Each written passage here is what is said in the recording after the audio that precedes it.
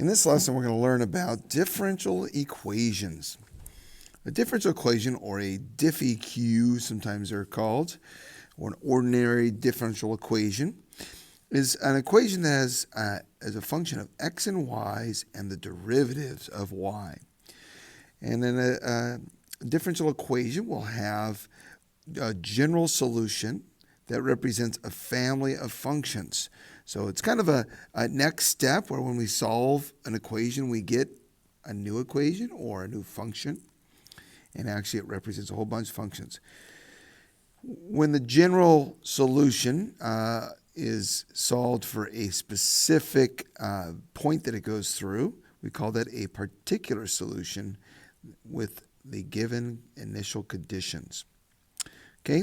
The order of a differential equation is the highest order of the derivative. So if there's just a first derivative in it, it's a first order differential equation.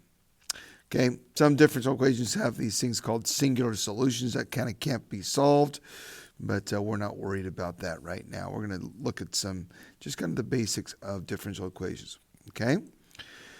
Now, since a general solution of a differential equation represents a whole bunch of functions that differ by a constant, we will look at the graphs of these functions, and we get what we call solution curves. So over here we have solution curves to the differential equation x times y prime plus y. Again, here's a differential equation because it's got x's, y's, and y primes. And so we notice that the solution to this is y equals c over x. C is a constant. We don't exactly know right now why this is the answer or solution to this. Okay, but we get, and no matter what c is, we get different answers. So if c is 1, then we get those two curves there are the graph of 1 over x. If we had c equals 2, then we get these two graphs. Those two would be. Okay. If we had c equals -1, then we'd have these right there. If we had c equals -2, then the graph of the answer would be those two. So we got lots of different possibilities there, depending on what that value of c is. So let's check to see that that actually is a solution here. So here we have the function x y prime plus y equals 0. So and we have a function y equals c over x. And let's test this out. Y prime, take the derivative. Well, this is c over, first of all, c over x. We should write this as y equals c times x to the -1.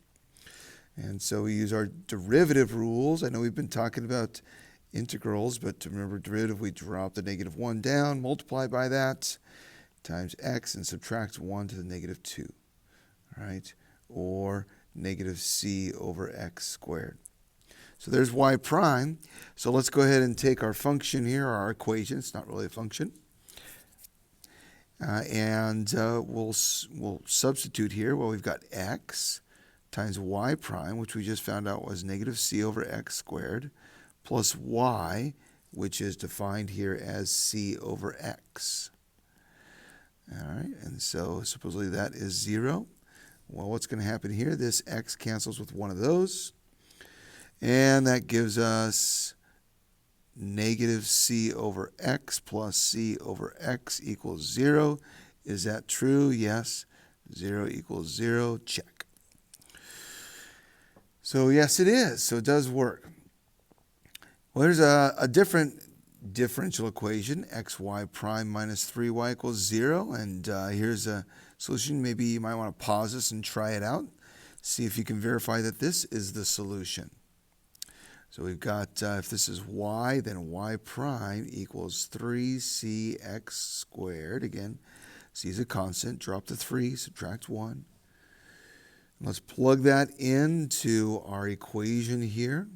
So we have x times y prime, which is 3cx squared, minus 3 times y, and y was cx cubed.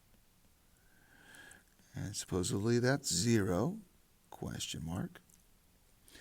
And is that true? Well, this is cx squared times x, and it's all multiplication there, so we're not distributing. So it's 3x cubed, and this 3cx cubed. Minus 3x cubed, is that 0? Sure thing. Check. Okay, so we can verify by going and finding the derivatives and plugging things in and doing some algebra. So if we want a particular solution, now this represents a whole bunch of equations, a whole bunch of cubic equations in this case. So this could be this could be 2x cubed, this could be 10x cubed, negative 17.5x cubed, could be lots of things. Okay, so if we want to find a particular solution here when we have these initial conditions, if we know that y is 2 when, there should be an h there, huh? When x equals negative 3. So that's the point, negative 3, 2. So what we're saying is we've got a curve that is in this form, excuse me, so that goes through the point negative 3, 2. Okay, so we know that we want to find the c value here. So we're going to plug in 2 and negative 3 for x and y here. So we have 2 equals c times x is negative 3 cubed. So this is c times negative 27. Divide both sides by negative 27. C is negative 2 over 27. So our equation becomes y equals negative 2/27 x cubed. All right? So next we have something called slope fields. So solving a differential equation analytically can be difficult and sometimes impossible. There's differential equations that haven't been solved and people are trying to solve them, and there's even $1 million prizes for solving some special differential equations. So if you get good at this, maybe you can win $1 million. So we're going to think about a differential equation that's in this form. Y prime, the derivative, is equal to some function of x and y. So there's a differential equation there, where fxy is some expression that has x's and y's, but no derivatives in it. So we notice that we know that the derivative is slope, so this differential equation determines the slope. So y prime, which is slope, equals some function of x and y. So what we're going to do is we're going to draw short little line segments for the slope of slope fxy at some selected points here, xy. And together we call this a slope field or a direction field. Okay? So a slope field will kind of give us the general shape and kind of give us an idea of what's going on and from a visual perspective, but it won't necessarily give us a particular solution. So let's try this out. Sketch a slope field here that has this differential equation, y prime equals x minus y for some points. And we'll need to put some points on here. This is negative 1, 1, and 1. All right, we're going to find some points here. So we got 3 points that we're going to investigate. So when x is, or the point is negative 1, 1, let's plug that in. Y prime equals x minus 1, y. Okay, let me make a note here. This is at 1, 1. Negative 1, 1 actually. And negative 1 minus 1 is negative 2. So the slope at this point is negative 2.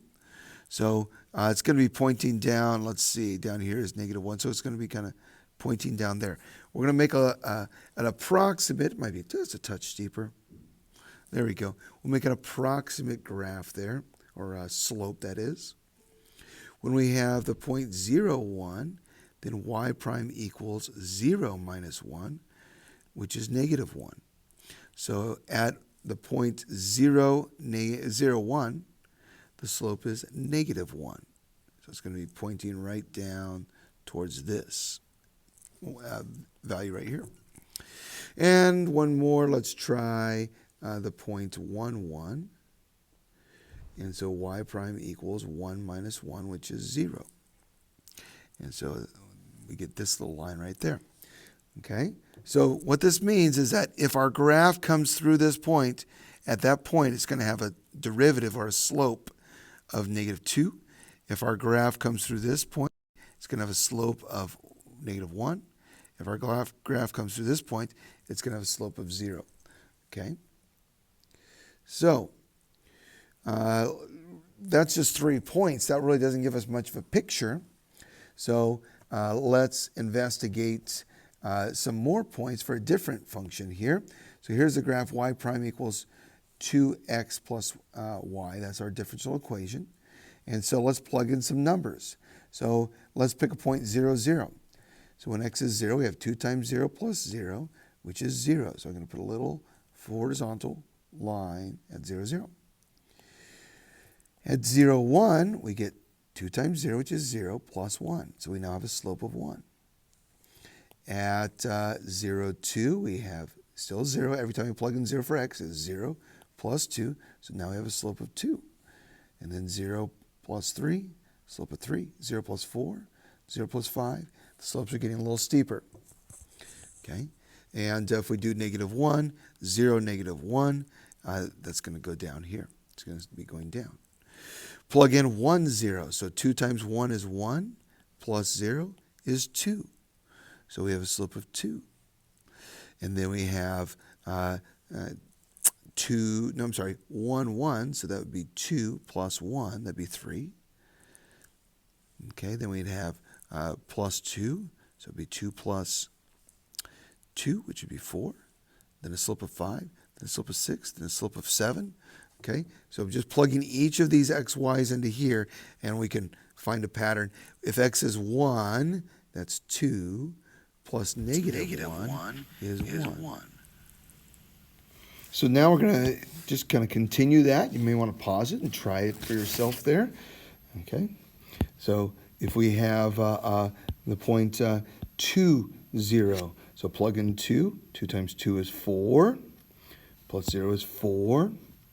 It's going to have a slope of 4, and then it's going to go plus 1, 5, 4 plus 2, 6, so 4 plus 3, 7, 8, 9, and they're going to pretty much just be looking vertical there, okay, and plus negative 1 would be a little less steep, okay, and that's going to continue there when we plug in 3, 3, 0, we get 6, 6 plus 0, so slope of 6, slope of 7, slope of 8, slope of 9, and these are basically just kind of vertical pretty much, all right?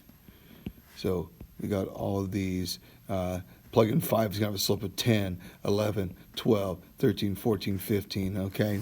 So those are real steep there. If we go negative 1 here now, so we got negative 1, 0. So 2 times negative 1 is negative 2 plus 0. So that'd be negative 2. Now let me get the same color, negative 2. Negative 2 plus 1 is negative 1. Negative 2 plus 2 is 0. Negative 2 plus 1 is 1. And then 2. And then 3. Okay. How about negative 2, 0? That'd be negative 4 plus 0. Negative 4 plus 0. Negative 4 plus 1 is negative... Negative 4 plus 0 is negative 4. Then negative 3. Then negative 2. Then negative 1. Then 0. Then 1. Okay. Plug in negative 3. We get negative 6 plus 0. Negative 6 plus 1. Negative 6 plus 2. Negative 6 plus 3. Negative 3. Negative 6 plus 4. Negative 6 plus 5. Okay. And so we start to see this pattern. And then we're going to have, plug in negative 4, we get negative 8. Negative 8 plus 0, it's real steep, even steeper than that, okay? So you get the idea. Negative 8 plus, these are all just going to be real steep, okay? Going in the negative direction. All right, something like that, okay? Now, the question is, how does this help us? Well, this represents, now again, we could have lots of different curves, okay? So we need an initial value. So if we have an initial value of 1, 0, so if we know that the solution we're looking for, the particular solution, goes through 1, 1, then let's see, 1, 1, there's 1, 1 there. So it goes through that point. Well, our graph will kind of follow these curves. So that slope right there at 1, 1 was a slope of 3, right? Plug in 1, 1, 3. So it was kind of going up in this direction, all right? And then it hits this other point, which kind of sends it up. So I like to think of this like a pinball machine. So it's kind of, we're going to kind of bounce off these ding, ding, ding, ding, ding, ding, ding, ding, ding. And every time we come to a new point, that's going to kind of push us up in that direction of the little slope line there. All right, so we're going to come down here, and this slope is pretty much 0, so it's going to turn us around. It's going to bounce us off of here a little bit, bounce us up to there, and probably something like that. Now, is that exactly it? No. But it gives us an idea that I don't think this is a parabola. Now, my free-handed graph is a little wiggly there. But you see how it's kind of leaning? It's not a parabola because these curves are not nice and even like a parabola would be. So whatever this equation is that solves this, we don't know what it is. And we're not going to find out in this class. So there's another class called differential equations that usually after you take a few years of calculus, then you'll take a differential equation class and you'll learn how to solve some of these in some special ways. But that slope field gives us an idea of what we're looking at. So you might try these here just to kind of practice that, these slope fields. So here we got a few different options. Now this will happen on the AP test. You'll get these kind of multiple choice questions. And so maybe pause the video and just think through some points and see if you can match these up. Well, we can see, if you notice here, we got x plus y. And so if we compare that to this graph, well, this would be like a 1, 0. 1, 0 would have a slope of 1. I don't know that that is. Then 1, 1 would have a slope of 2. But notice all these slopes are the same. So this doesn't match this. Okay. Here, notice they're all changing. I'm sorry, they're all the same. For this x value, they're all the same. They're all 1. For this x value, all the slopes are about 2. This x value, 2 would be right there. These are going by halves, I guess. Okay, so it looks like this one is 3. All right, so this is graph A. This one here, well, they're changing. Let's see. At 1, there's 1. Okay. At 1, we've got a slope about 1, so a 1, 0. 1, 0. Okay, so that'd be about that one there. And then 1, 1 would have a slope of 2. And so this one is getting steeper as we go up there. Okay. And so it looks like this one here matches with this here. So this would be B. And then one more here. Though this obviously is our only leftover match. Let's see what's going on. Notice that all of these slopes are the same. These slopes here are all 1 because the y value is 1. These slopes are a little steeper. And then all these have negative slopes because they have negative y values. So y prime is just the y value, has nothing to do with the x. So, all right, well, there's the idea. So those are slope fields. Next, we'll talk about separable differential equations. And we'll do that in the next video. So we'll pause this video for now and pick it up in a moment.